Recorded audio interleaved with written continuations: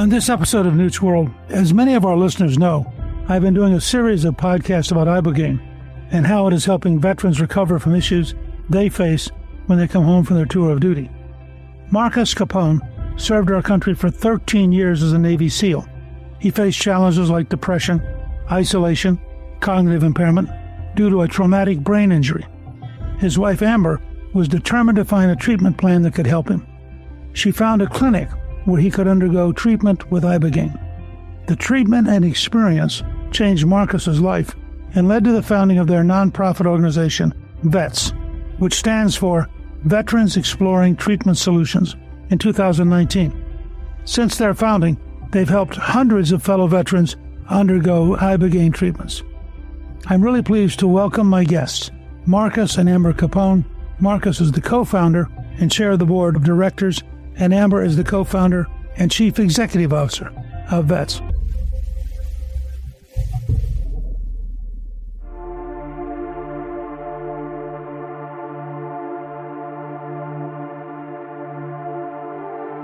Marcus and Amber, welcome and thank you for joining me on Newt's World. Yeah, Speaker Gingrich, thank you so much. We welcome the opportunity. We're grateful for it. So thank you. And thank you for doing this story on Ibogaine. When this was presented to us almost 9 years ago now, probably like you, we thought this was a little outside the box and a little different. But we appreciate you doing a story because it's extremely important. And Amber, we're glad to have you with us too. Thank you so much for your leadership on this. It's an honor to be with you. So, Marcus, you served as a Navy SEAL for 13 years, much of that time deployed to combat zones. When you transitioned out of the SEAL teams, what were the biggest challenges you faced in adjusting to civilian life? You know, I thought transitioning out would be extremely easy. I thought I was ready. You know, I was really burnt out towards the end of my military career. I started having real symptoms of, if you want to call mental health symptoms, of depression and anxiety. I had a history of traumatic brain injuries that I think were catching up with me. And then the transition out, I went to work in private banking. I went to work in Beverly Hills, which is probably the worst thing I could have done, going from the SEAL teams, crossing over in the private sector. But it just got worse from there, Speaker. You know, I was really isolated. I kind of lost that tribe, that safety net of really amazing individuals that I had served with for so many years. And that's your family. I was with those individuals for, you know, close to 300 days a year. And it was a shock to the system. And I think when you take some challenges with mental health, some TBIs, and then transition into private sector life, it's kind of a storm. And I was just experiencing isolation and anger and sadness.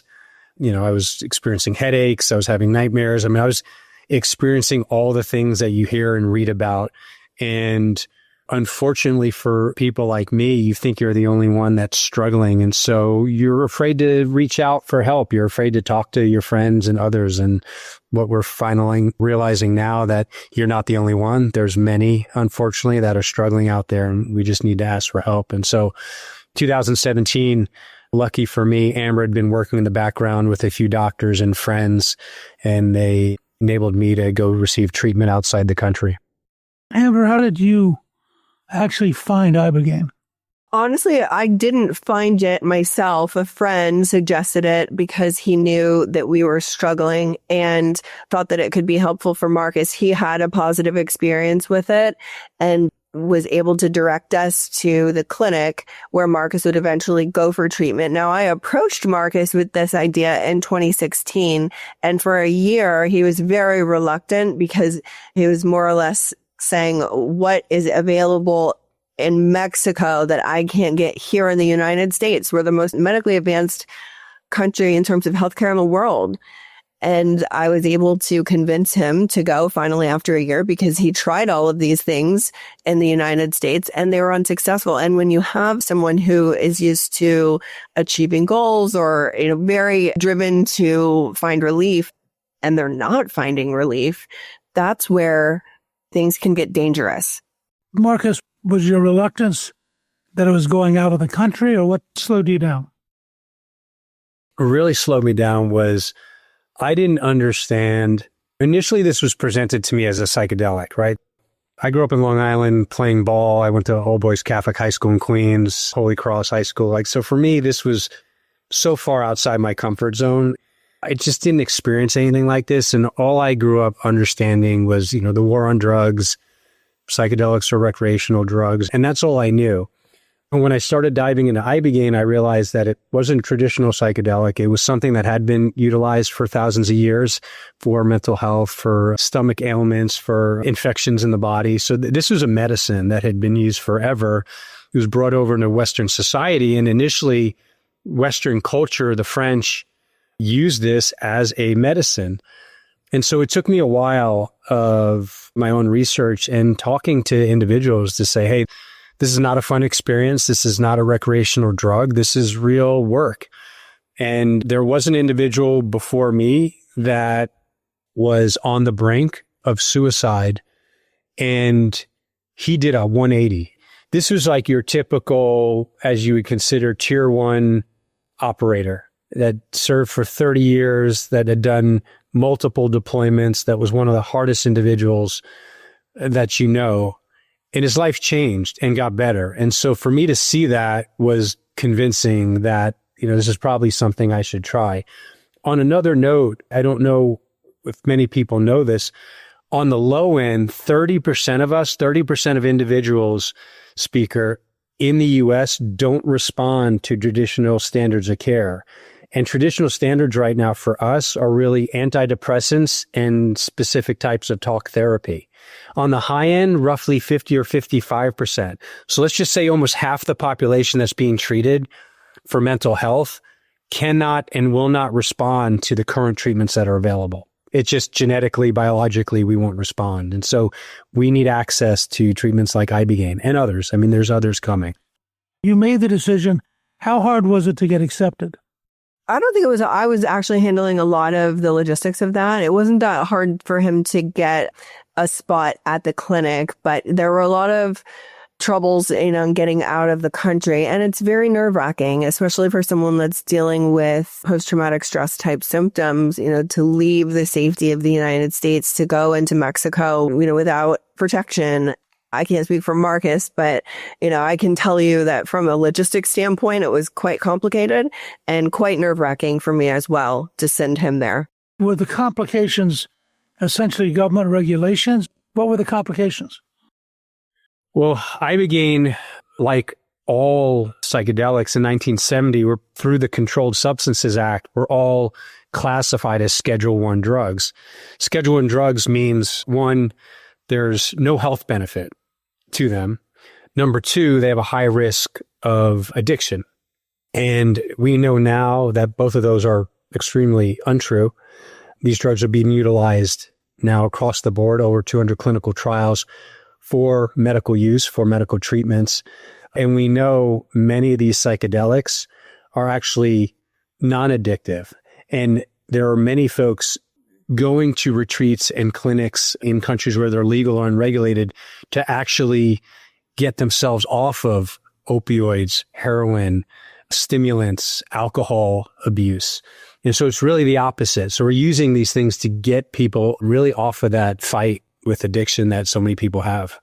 And so they were considered Schedule I. And so we just don't have access here in the US. And we also can't research them. That's the other part, is all the major academic institutions. And Amber can talk a little bit about the new bill that was passed in California called RAP-C, which will open up research. But for years, the research has been closed off. And so that's what we've been trying to do since day one, is really just open up research. Research provides data. Data provides lawmakers with the ability to make rational decisions. When you were down there, how long was the treatment process? Consider the treatment like an inpatient process. Ibogaine tends to be a little bit longer compared to some of the other psychedelic treatments, which can be shorter lasting. But Ibogaine is a good 24 hours where you're inpatient. You're doing blood work before, you're doing your analysis, you do an EKG, you're hooked up to a heart monitor. This is an extremely medically supported experience. And we believe as you bring these treatments to the US, they should be clinician guided and medically supported as much as they can. And I believe the new administration is extremely positive on these treatments, but they also want to see this done the right way. We don't want to happen what happened in the 60s and 70s, where these were abused as recreational drugs, there's a real chance here to advance mental health care like we've never seen it before through innovative treatments. And we just need to do it the right way. And the way to do it is through this medically guided approach. How many people at a time tend to be at that clinic? VETS is sponsoring approximately 5. Sometimes it fluctuates between 4 and 6, but 5 individuals per week who are loading up in a van, crossing the border, heading down for a 5-day clinical retreat experience, and then back to the United States. Roughly 5 at a time. I think it's safe to mention that through our nonprofit VETS, we have supported over 1,000 individuals now, spouses and military veterans, to receive access to this treatment. And we can't handle the demand, Speaker. The demand is overwhelming. We probably get 10 applications to every 1 grant that we can award. Is there a limit on how many of these sites could be built in Mexico?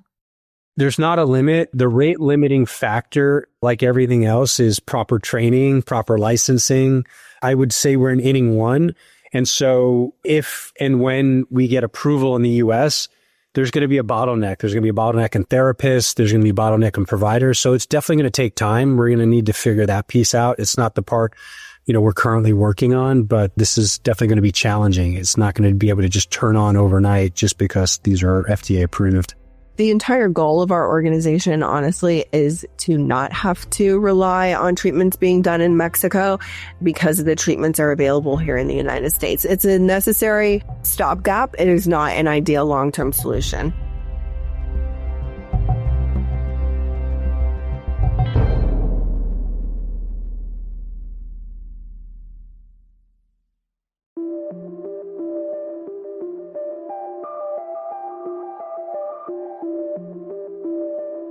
So let me go back to your personal experience. You arrive down there. How long does the treatment take? Is it days, weeks, months? The treatment's overnight. Let's just say the sun goes down and you take medicine around 8 or 9 o'clock. By 4 or 5 a.m. in the morning, you're kind of coming down off of this really intense experience. And then within a few hours, most people can take a nap or go to sleep. Some people, may have to stay up a little bit longer, may still be in the system, but it's a 6 to 8 hour peak experience with several hours after of kind of a reflection time where you're dozing off into like twilight, where you're able to, take little cat naps. And then by the evening of the next day, you should be able to go to sleep and you feel 100% the following day when you wake up.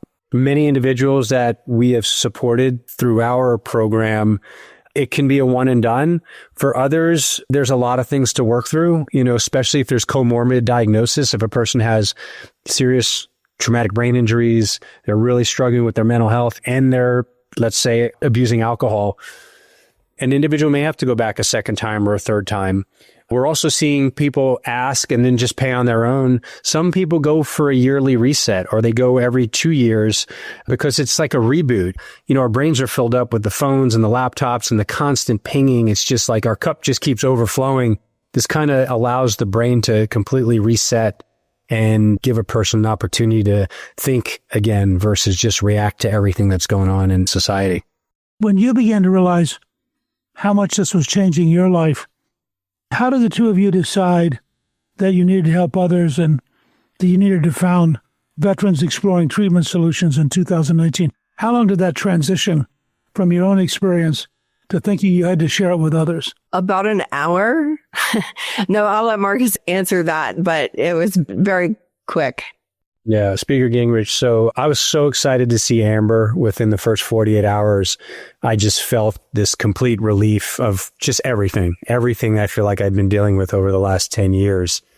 And I gave her a huge hug and I said, this is exactly what the guys need. I mean, it was like that simple. So within 2 hours, I said, this is exactly what the guys need. And I don't really know what that means because someone paid for my treatment. These treatments are expensive.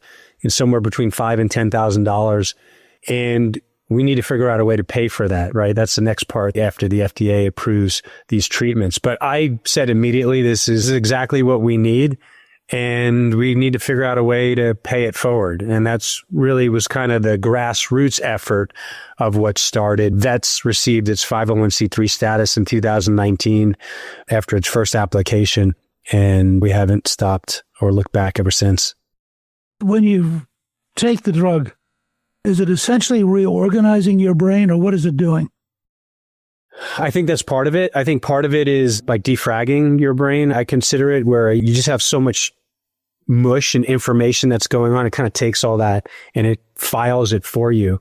So I think it allows individuals to think clearly again when they come out of it, because just like a car or a computer system, when there's just too much going on, it just doesn't operate correctly. So I would consider it defragging your brain in a way and being able to organize your thoughts in a way. It certainly seems as though there are common threads in everyone's experiences. If you would have given us relief in one of the 4 major categories that Ibogaine seems to address, it would have been life-changing. It was more than I could have ever asked for or dreamed for that we would receive relief in all 4. So the first area is a deep psychological purging of trauma. A lot of that trauma is rooted in childhood, definitely some war trauma. I mean, we've witnessed hundreds now, over 1,000 other experiences, and the trauma purging is very consistent. It's very anti-addictive. Ibogaine has traditionally been used for addiction, as full-blown heroin addicts have come off of heroin without any cravings or withdrawals. Also works for alcohol use disorder, etc. So very anti-addictive, number 2. Number 3, it's doing something in the brain physiologically. And this is what Dr. Nolan Williams' Stanford study was so paramount to observe, that it is having some sort of a profound physiological impact on the brain. And then the 4th thing is it's creating connection, most notably connection back to self, to God, and then everything external from there. So nature, relationships, family, purpose, community, this reconnection gives people the will to want to live again. It's very profound. When you first talked to Marcus after the treatment, how much did you notice the change immediately? I have known Marcus since I was 17 years old. I don't want to date myself, but we're getting close to 3 decades here. I never wanted to think that the Marcus I met was completely gone, but he had turned into someone that I no longer recognized. And I wanted some semblance of the man that I married. It was devastating to witness someone be willing to sacrifice their life for this country, survive the wars, and come home a shell of who you remember them to be. And I wanted that relief for him. When I saw him, it was immediately as though I was transported back to not only the man I married, but the man that I met. The charismatic, larger than life, super easygoing, laid back, just his presence was safe again. He was himself again. And I immediately felt that energy shift. And I was reminded of exactly who I met and fell in love with within seconds. Speaker Gingrich, I've had more than one person say, like, what'd you do? You have this glow and you look 10 years younger. And that wasn't just one person, that was many. There's obviously something happening there when you kind of repeat the same things.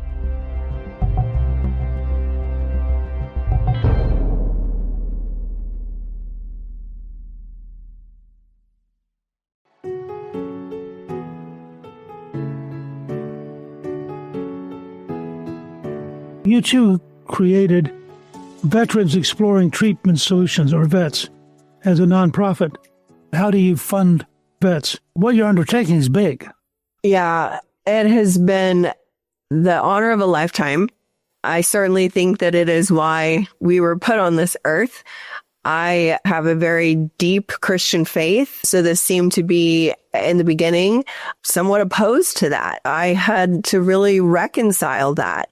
And yet what I have witnessed over the last 8 years is this incredible series of bondages being broken over all of these lives. And these individuals who have given so much are reclaiming their lives and living fully for perhaps the first time in their adulthood. It is a huge undertaking, and we're 100% supported through philanthropy, although I will tell you every time that this is abundantly blessed, divinely blessed. We are donor dependent, like I said, and so more information can be found about VETS on our website, which is vetsolutions.org. The bread and butter of this is where we started, supporting Marcus's friends and former teammates, which grew to all of the SEAL community and now all branches of special operations, and now in many cases, all military. We're supporting the individuals who are leaving the country, but we'll never get ahead of that demand. So we're also supporting research like the Stanford Ibogaine study. When we pair those voices from our programs alongside the data, we can then advocate for state and federal policy change to bring these treatments here in the United States. Can you share with us, Marcus, what Amber's role was and how it evolved? Amber's the savior here. The spouses of the military community, I really think the spouses of many of us that are away doing what we love, the spouses are at home taking care of the family, really holding it all together. Amber's just been such a steadfast, I call her my guardian angel. She's done everything. She saved me. She saved our marriage. She saved our family. And she is such a North Star to other spouses out there that are really struggling, really searching for something. She's just a voice for them because she's been there and done that. And she's been a starter since she's been a child. She used to play games when she was 10 years old about building a company and building a retail store. And so she's just always been an entrepreneur. She had her own real estate team back in the day. And then when this started, she was the founder of VETS, and now she's the CEO, and she's just a go-getter. And I think sometimes we forget, but she's the one. I call her the engine. I'm just the paint that you can change colors, but she's really the one that keeps the thing going every day. So I owe it all to my baby. Thanks. I'm really curious, Amber. You seem to have had a very dramatic growth over these last 6 years. Can you sort of share with us how it went from being a dream to being a real organization? Well, I will say first and foremost, it's been abundantly, divinely blessed. It doesn't make human sense how we have been able to achieve such market growth. But I will also say that when you pair something that's so efficacious within a community that has such high levels of trust and suffering, everyone wants to share this with someone that they know. We take care of one another. And so I think that we have been effective in keeping up with the demand to a certain point, but ultimately the growth that needs to continue from here is really at the governmental level. We can simply not meet the demand despite the market growth we've experienced. Part of it also is, as I understand it, that you have a direct effect on the suicide rate among veterans. I would certainly like to think so. Our driving goal is to end veteran suicide. It's a lofty goal, but we have to ask ourselves, why are we fighting the suicide epidemic, which is largely unchanged and grossly underreported? Why are we fighting that epidemic with medications linked to suicide? The primary tools in the VA healthcare system are SSRIs, antidepressants, and talk therapy. And every antidepressant bottle comes with a warning label on the side that it could increase suicidality. That to me is asinine. Why are we fighting suicide with medications linked to suicide? There's a better way. Well, I was shocked. Apparently, for younger veterans under 45, suicide's the second leading cause of death. Yeah, and you think about the post 9/11 era soldier, the first time in American history that our military has been forward deployed for 2 decades of sustained combat. Marcus went to BUDS in 2000. His BUDS is Navy SEAL training. His BUDS roommate is still serving. So we're talking about over 25 years of service and now transitioning out of the military at, 50-ish. What do we have to offer him as a nation? How is he supposed to transition into civilian life after so much combat and be unscathed? And how are we supposed to meet him with the current tools that are available it's kind of like we're way behind the curve. Texas and California and other states are doing very positive things in this direction. Could you comment just for a minute about what's happening at the state level? Sure. The biggest win thus far on Ibogaine has certainly been in the state of Texas, which is where we reside. And Texas just shows up to support its veterans. So when we were able to get behind this bill and take grant recipients, Marcus included, to the state capitol to share their stories, it moved lawmakers in a very significant way. So Texas is the first state and only state to appropriate $50 million for Ibogaine clinical trials, which will happen right here in the state of Texas. That will be matched by $50 million from a drug developer. And in working with the FDA, Ibogaine trials will begin. Now, Ibogaine does have cardiac risks. It's not risk-free. So the necessity of doing this in a medical setting cannot be overstated. Amber, do you want to add about the recent win in California? California is, I would say, less impactful. It's really just getting step one out of the way so that we can introduce something more aggressive next session. But California, in essence, had some additional delays in Schedule 1 research that we were able to successfully mitigate this session with plans to go back next session. But there are other states that are very interested, particularly in Ibogaine. And a lot of those states have massive opioid dependency issues. Ibogaine, of course, is the premier treatment for opioid dependency. So I think that veterans are largely leading the way for many other indications, which could be addressed with Ibogaine. But the research is lacking. And that's where this needs to start. I've done an interview about the study at Stanford, but Ohio State, they're also looking at the impact in terms of people recovering. We actually have worked with Dr. Alan Davis at Ohio State for a number of years, and he will soon begin publishing the data that he's collected on the VETS program. And the vast majority of those study participants have chosen to do Ibogaine in Mexico. What are the key steps that citizens should be asking for in order to accelerate access to Ibogaine for veterans? What my experience has been is that we're all united by one degree of separation through suffering.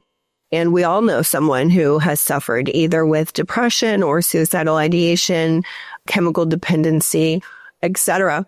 So I think that there's a real impetus for the American people to better understand options that might be available that are currently not accessible here in the United States.